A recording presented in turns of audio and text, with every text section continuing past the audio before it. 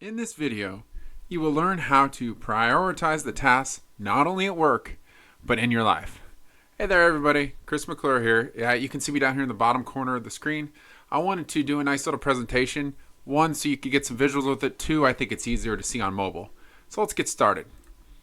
Now, when I talk about tasks, I'm talking about everything in life. Not just work tasks, but there's bills to pay. There's things to do at home. There's kids to take care of.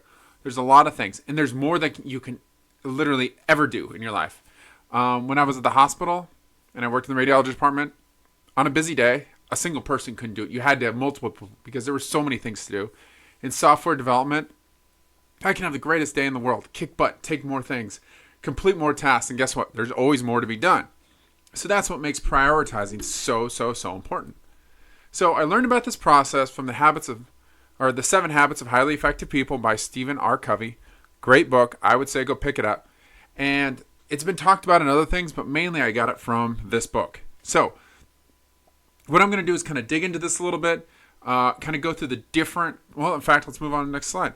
So go into the different types of tasks there are. So every task in your life, everything that you do falls into one of these 4 groups. So let's get into it. So you see here I've made a little grid. We have urgent, not urgent across the top. On the left side, we have not important, important. The first quadrant I want to talk about is the not important, urgent section. Okay? So this is called the Quadrant of Deception.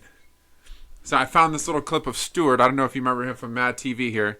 And he would always run up to his mother and go, "Look what I can do." Well, here's the deal. This is exactly the kind of activities that are going to take up this quadrant. So first thing, I use quotes, pressing phone calls. How many times in your life have you had someone call you, go, "Oh, you got to call me, you got to do this." So you call them back. You have to stop what you're doing. Working them. Could be at work, could be at home. And this is just an example. I'm not saying don't take phone calls, but what it is you got to prioritize stuff like this. And pressing phone calls would be an example.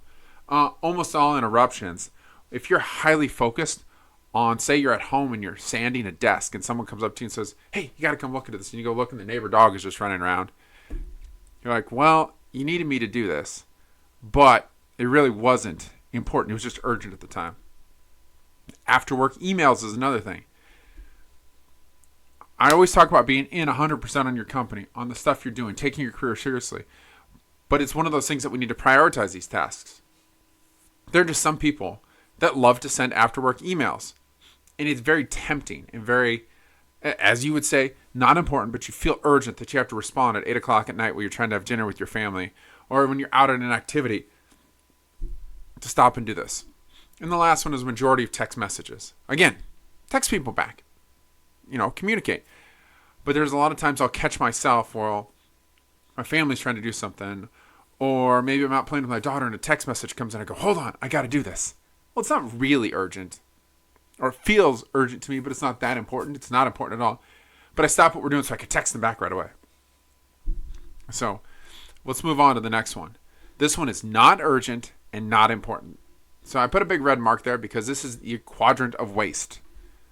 Now the things that come out of this quadrant, as we're going to see, binging TV shows, any kind of escape activity. We're talking about mindless type activities where you can just do them for hours and hours without thinking. Now, you're probably going to hear me go, well, at least you think I'm going to say, don't do these activities at all. Baloney. I do these every now and then, and we're going to get to what percentage or kind of how you should allocate these later, but I just want you to become aware of this quadrant so that when you're doing something and you go, "Oh man, I am kind of in the quadrant of waste. I'm doing things that are not important and they're not urgent," to be aware of it. Because this is where it's very easy to lose lots and lots and lots of time and not really get anything out of it. Like I, just like anybody else, love to sit down on Amazon Prime and watch 3 or 4 episodes of a show. But when you're done, you're kind of left with a feeling of, well, that was fun and enjoyable, but you weren't productive out of it. And again, before anybody in the comments says, "Chris doesn't want anybody to enjoy their lives." No, you got to take it and you got to do it in moderation at the right time. So we're going to get to that. Now let's move into the next one. Urgent and important. Now you'll see a green little markup right here because this is the Quadrant of Necessity. So what falls in this? You got a medical emergency, right? You hurt your ankle. You're playing basketball. Well, that's very urgent and very important. It's got to be taken care of. These always tend to take precedent over other things. Pressing problems. So, for example, I work in software engineering. If there's a problem with one of our products all of a sudden with a customer, guess what? Boom, right up to the top. It becomes urgent. It becomes important. It's something that needs to be fixed. And these things just happen. And finally, deadlines for last minute work. Now this happens, say you're going to school and you realize, oh my gosh, I've got that 50-page paper and I've only written 20 pages and it's due tomorrow. This all of a sudden became very, very important and very urgent. Any kind of projects you're working on at work, as you get to that end time, say you've given 4 weeks to get this project completed and it's 2 days left. I mean, whether you're ready to wrap it up or you got more work to do, it all of a sudden gets moved to the front because not only is it important, it's urgent. So these things happen. This is part of life, and you just have to be able to deal with these and kind of funnel these and triage these as they come in.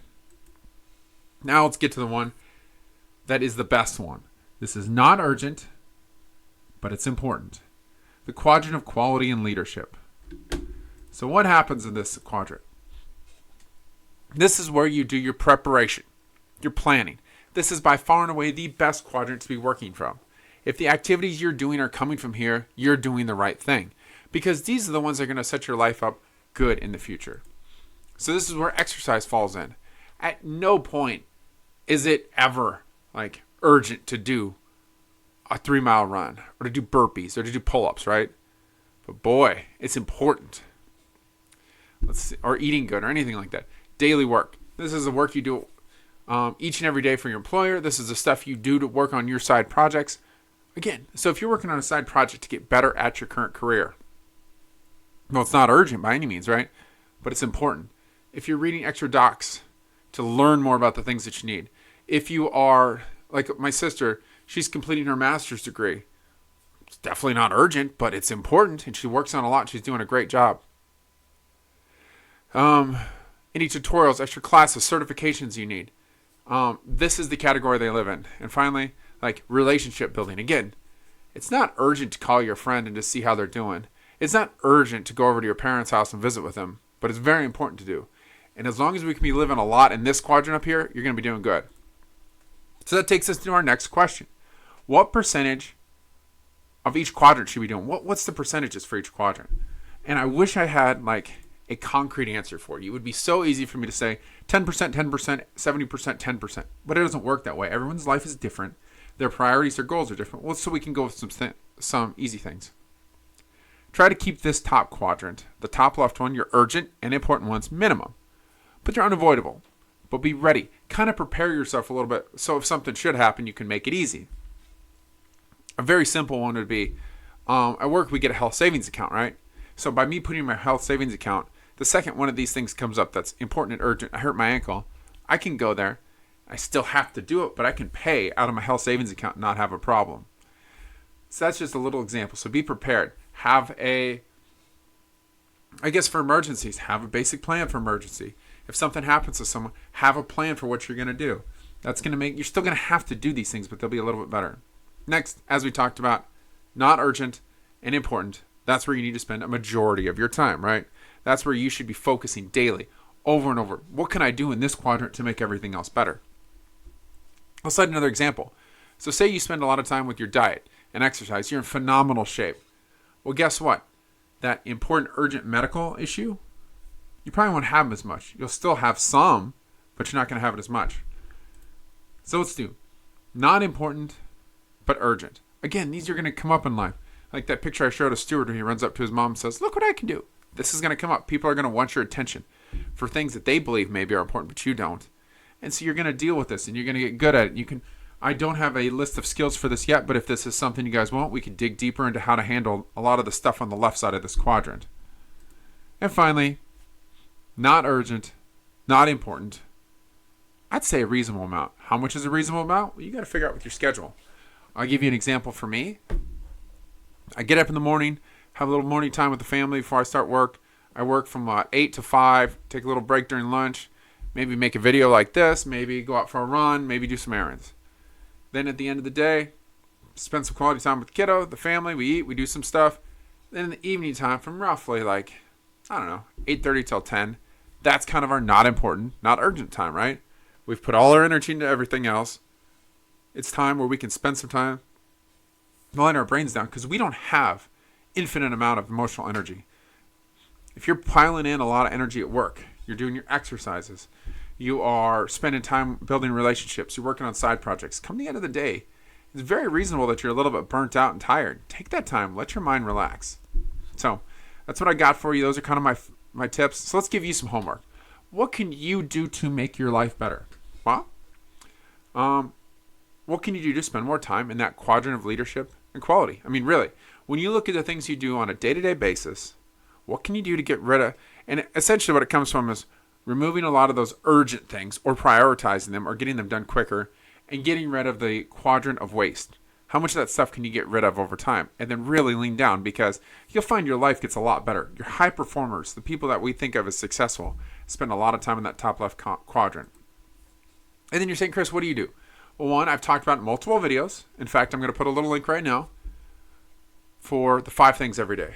In fact, you can see me down in the little corner. I've got my little sheet. Every day I write my 5 things down. I go through that. I try my best to complete them all. Yesterday, unfortunately, it was a loss. I didn't get them all done. But today I made 5 things, and I'm already on the way to doing great with them. So I do that every day. And these are going to be 5 things that are important, but not urgent. I make work a priority. So I go in every day, or I work from home, and I do my absolute best at work. And when I do that, what happens is I find that I'm a lot less stressed as work goes better, and I made that a priority. I know I can like feel better and go, oh, okay, at least I got that done at work. And when I get those little wins, it helps everything else out in life. And then finally, I plan some downtime, like I talked about in my schedule. At the end of the evening, right now, for whatever reason, my daughter's really into Rubik's Cube videos. So maybe from her bedtime's at 8:30, so from like 8 to 8:30, her and I sit down and watch some Rubik's Cube videos. It's definitely a waste of time. Maybe not to her, but to me it is. But it's something we do, and it helps us chill out a little bit. And then finally, if you enjoyed the video, you want more information, you want my free book, anything like that, email me. I've got my email in the description. I've got a contact form. Just fill that out. You can put some feedback. If you want my book, just put in there that you want my book, and I'll send it to you. Or finally, you can contact me on Twitter. I'll leave my Twitter handle in the description. Direct message me, whatever. I'll be happy to get back to you. Or if you just want to leave some comments, you can. And then finally, our last bit of housekeeping, YouTube things. I'm trying my best to give you good content. If you enjoy this content, go ahead and like it. I'm trying to pump out videos on a regular basis so that you can get good content and you can get stuff that's going to help you in your career. Just go ahead and subscribe. If you found this video really helpful, share it out to the masses, Facebook, Twitter, wherever else you want to share it. And then finally, if you think I missed something, if there's other things you want to add to it, if you got questions for me, throw them in the comments. So once again, thanks for taking the time to watch and watching all the way through. I appreciate it, and I hope that this was able to help you.